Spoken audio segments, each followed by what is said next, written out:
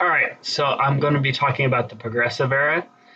It was a time where people strove to make great progress, hence the name Progressive, in the way our society was run, especially as far as figuring out if the government should be involved in big business and to what extent. Because if you remember before, in the monarchy, with ruler ruling over everybody who was believed to have divine rights as the ruler. The people underneath them didn't have much rule. And so when they broke free and formed the American government, there was this idea that the government shouldn't have much say in big business. However, even though there was a lot of progress that had been made up to this point, with things like the ending of slavery and the Industrial Revolution that made things affordable that the average citizen wouldn't have, in their slightest dreams or in their greatest dreams, been able to have. Um, Things such as cars.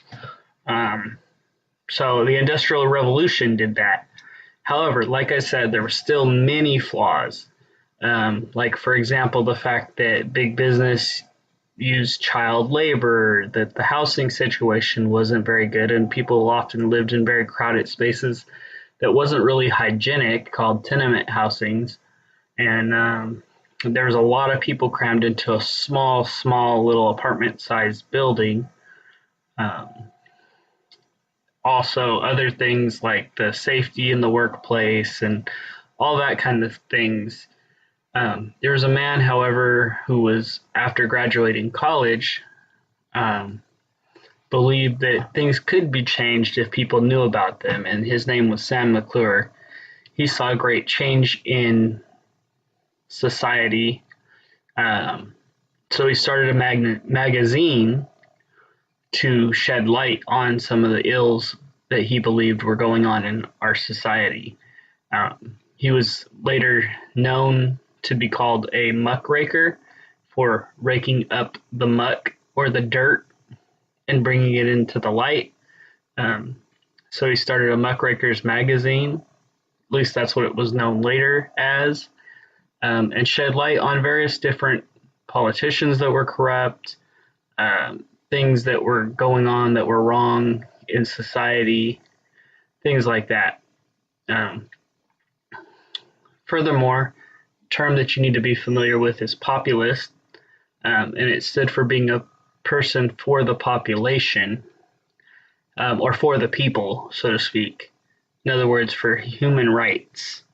Um, so you could see this start to take effect with what's called a Grange Farm Workers group, um, where the populists started to back groups like this, which they fought for the farmers' rights against like the railroads, the bankers, the industrialists, who would charge so many fees and such that it made it hard for the farmers to make any profit and be able to survive off of what they were farming. Then you see two very different people running for president, one by the name of William Jennings Bryan and the other by the name of William McKinley.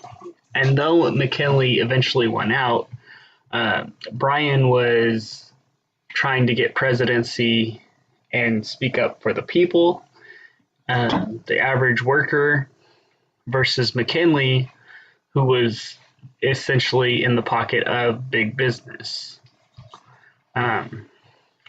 Speaking of big business, and one of the groups that Sam McClure shed light on was that of Rockefeller, who owned the oil industry. He was what's known as a titan of industry, or captain of industry, because he paved the way in that industry for a lot of changes that took place. Same thing on the other side with Carnegie in his steel factories. So essentially, both of those men had what was called a monopoly. No, not the game, but the concept is similar. It's when somebody owns all of one industry. Now, the way that these gentlemen came about owning all of that industry is they lowered their prices so much that it put their competition out of business. And then they were able to charge essentially whatever they wanted to charge because they were the only ones selling that particular thing.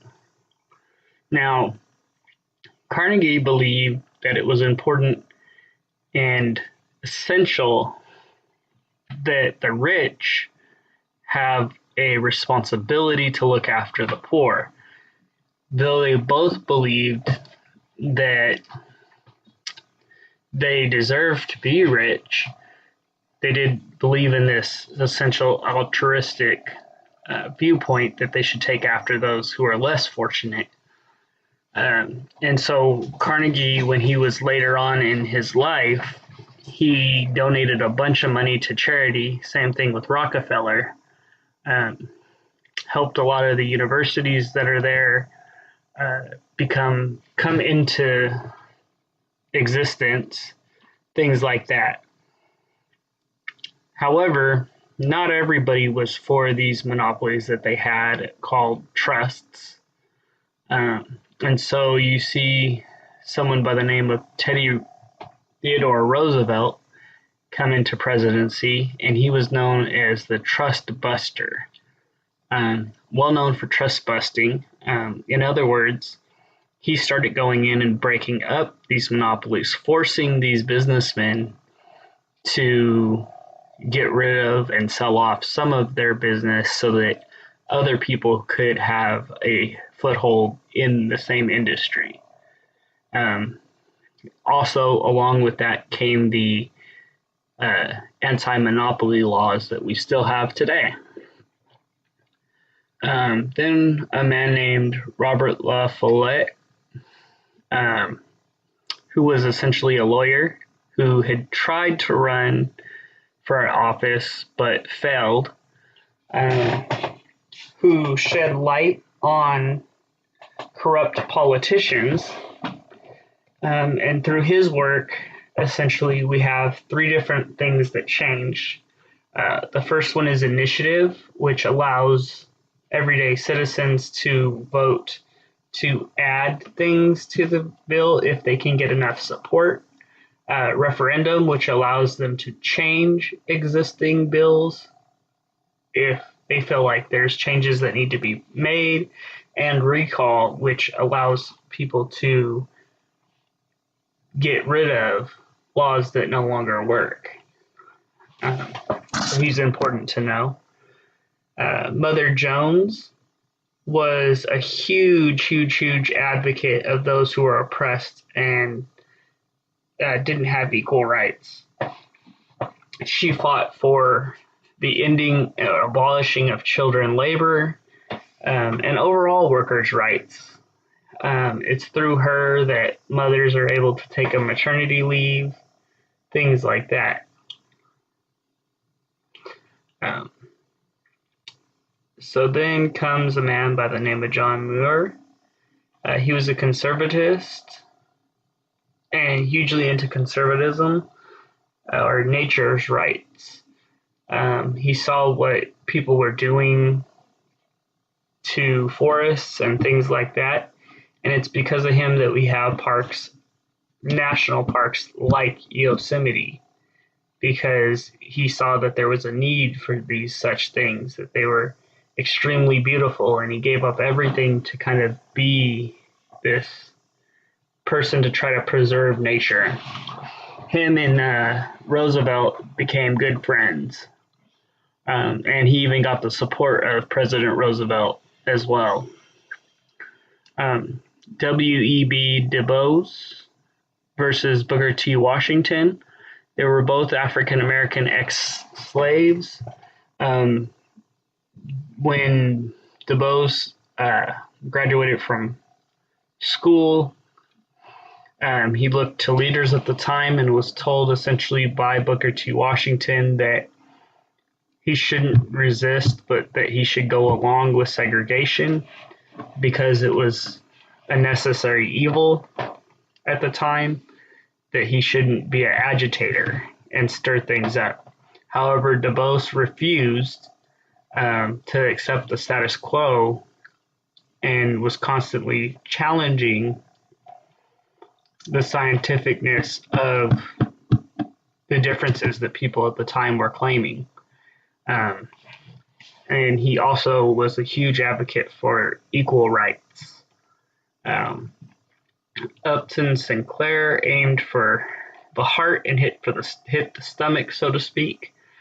He was a man that essentially infiltrated the meat packing industry to expose some of the mistreatment of workers and the dangers that lied in the industry.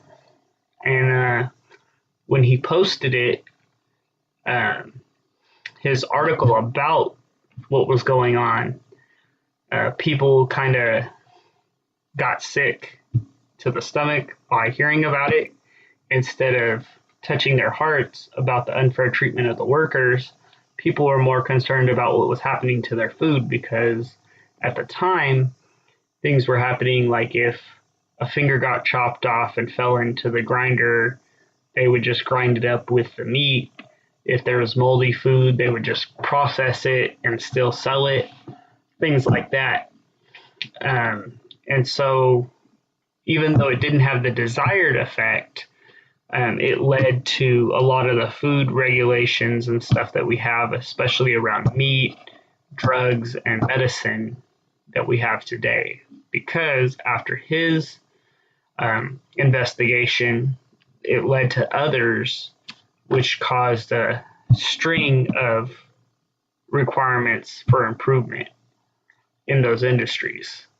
The last person on the list who was a advocate during the progressive movement was Alice Paul in the National Women's Party that she founded, which essentially fought for women's rights, because women's suffrage, which is their right to vote and be equal citizens to men, even though it had made some progress in that a few states had allowed women to have the right to vote and other rights, it kind of stalled out around Alice Paul's time, in that only about 12 or around 12 states or so had allowed women to vote, and the rest didn't seem like they were going to get there anytime soon. So through her works, she was able to eventually help to get the 19th Amendment passed, giving women full equality and suffrage. So there was a lot of different people that were mentioned in this era, and it didn't really matter which particular human rights you were fighting for, or even just to fix whatever problems, such as in John Muir's case with his nature's rights.